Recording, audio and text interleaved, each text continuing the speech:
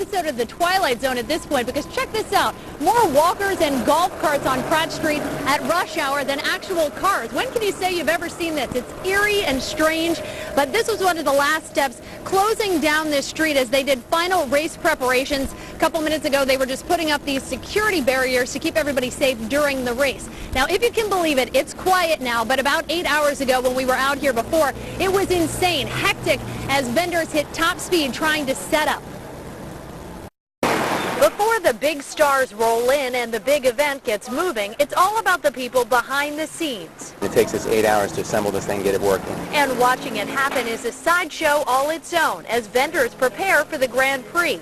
This crew is putting together a giant gaming wheel for the Race Foundation, a local charity hoping to cash in along the course. It's pretty hectic, but it's not as bad as I thought it would be. Ba-boom. And with all of the noise of setup, you might go looking for an oasis.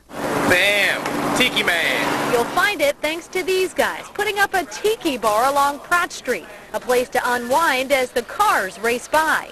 In the chaos, in the middle of it all, you come here to relax.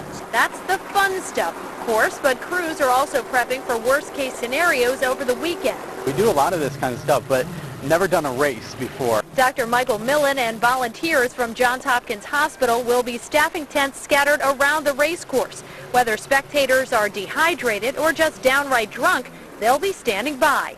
We have 3 medical tents that are set up for the event, fully complemented with physician, nurse, and paramedic staff. We really are prepared for anything that might walk into the tent. Preparation, the key to smooth handling on this race weekend. That's why vendors are in overdrive in the last hours before the crowds come to town. Is it chaos? I think it's going to be awesome, without a doubt. I mean, it's chaos, but small price to pay.